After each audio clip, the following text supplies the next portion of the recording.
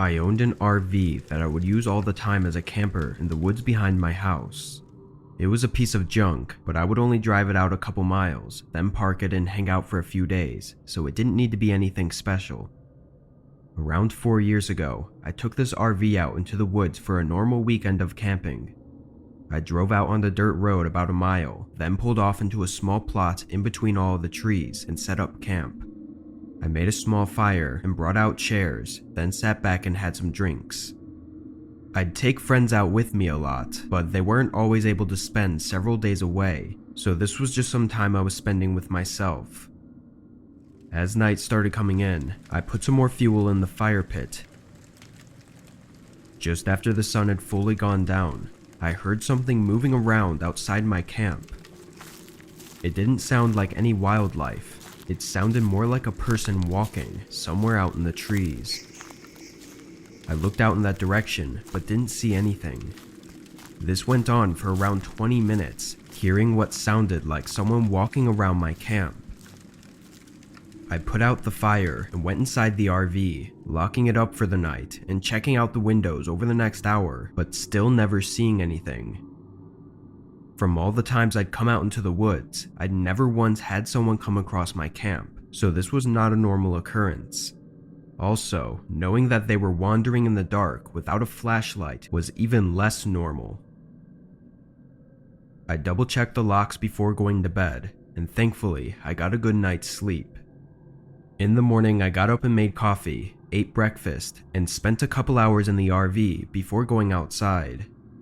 I wanted to take a hike around, but I wasn't too comfortable with leaving my RV there, knowing that someone else was out here, so instead I went for a short walk.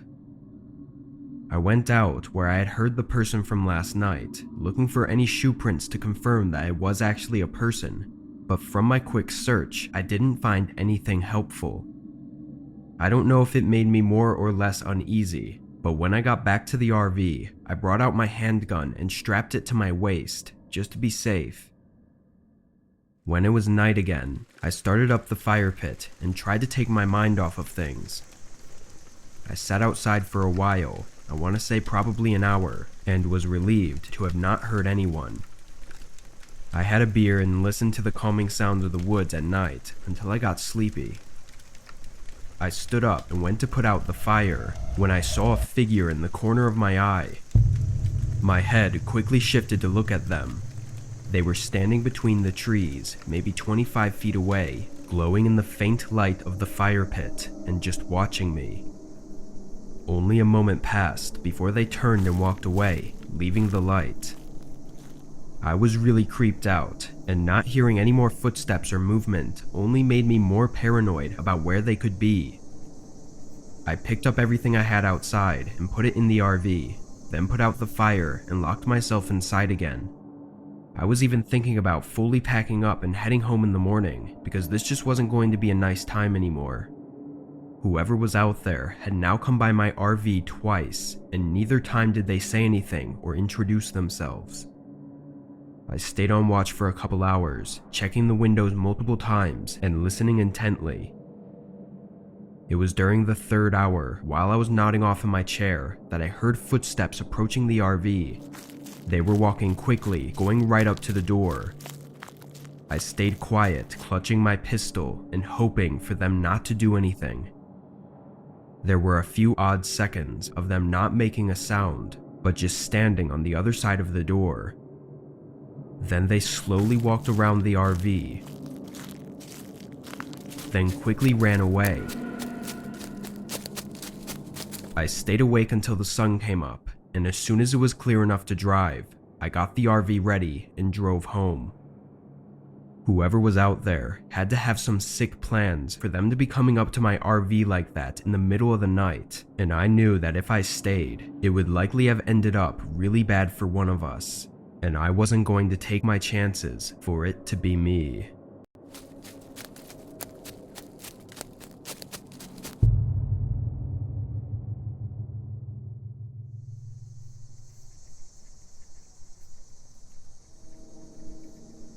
My family owns some cabins in Oregon that all of us like to stay in sometimes, or have family get-togethers there, but for this trip, I was going solo.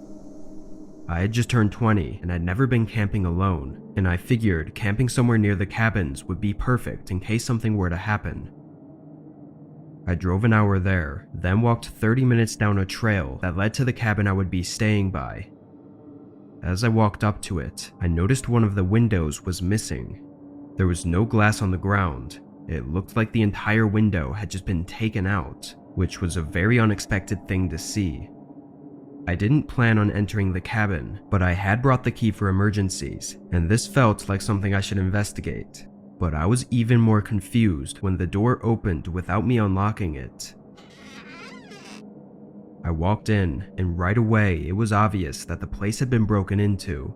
There were muddy footprints all over the floors, and some more expensive stuff was missing. It was unfortunate to see, but there was no way of knowing how long ago it all happened. From what I knew, it had been months since anyone was at the cabins, and even then, they may not have even come to this cabin. I tried to lock up the place as best I could and set out to find a spot to camp. I had no service, but I didn't feel it was absolutely necessary to let my family know right away, or even to call the police yet. I walked 30 minutes down the hill from the cabin and found a flat enough spot to set up. Rain started pouring down, and being new to this, it took me a couple hours to get everything set up the right way. Already being soaked, I sat outside on a nearby log under a tree and started eating some prepackaged food, when out of nowhere, I started hearing someone talking. I immediately spotted a man walking behind me. He was drenched, walking up the hill toward the direction of the cabin, and didn't seem to have noticed me. The way he was speaking was really weird because it made no sense, and he was obviously talking to himself. Soon, he walked out of sight, but something about seeing that gave me chills. An hour went by, and I took a quick hike back up to the cabin to see if he was maybe staying there, but from afar, it still looked empty, so I went back. Once it was night, I used a fire kit to start a small campfire and used it to heat up some of my food. The rain made it difficult, but once the fire was going, it stayed up pretty well. Not long into it, I heard footsteps coming from up the hill. I stared at the trees, seeing nothing but pitch black beyond the reach of my campfire. They continued walking until a man came into sight. I couldn't see much of him, but he looked similar to the man I'd seen earlier. "Hey, what do you want?" I yelled, trying to scare him off. He stopped and stared at me with a blank face, having rain dripping from his head as he just stood there. I yelled again, but he didn't move. We were standing just 10 feet from each other, and every second made me more and more scared of what was about to happen. Then, through the rain, I heard the sound of a single footstep behind me. I instantly sprinted to the side of the hill and didn't stop until my legs gave out under me. I don't think they chased me, but with the rain and wind, it was too hard for me to hear while running. I found my way up the hill and walked the rest of the way to my car in the rain with only my phone light. Once I got in range, I called 911. In the days following, a team was sent out to investigate the cabin and my campsite. My campsite was gone, left with only a few useless pieces of equipment, but in the cabin, they identified 3 unique shoe prints on the floor. It had me shaking for weeks, knowing that there were 3 unknown men out there, hiding not far away.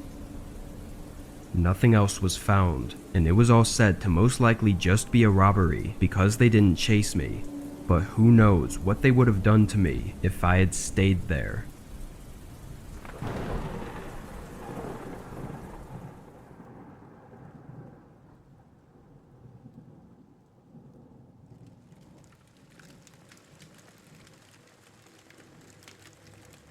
I was taking a summer hiking and camping vacation a year ago to a small river near my parents' house. I was visiting them for a few days, then going out alone to camp along the river for a night or two and head back home afterward. I don't live in the most adventurous state, so I always try to get out in nature whenever I'm in my parents' town. After visiting them, I set out on my hike. The trail I took to get to the river was around 4 hours at a steady walking pace, but the best part about it was that nobody else ever used it. The river wasn't huge or anything, and there were plenty of trails that were more scenic and actually labeled. This one was just some thin dirt path that wasn't very defined. When I got to the river, it was basically dark, so I pitched my tent and got a fire going so I could relax before bed.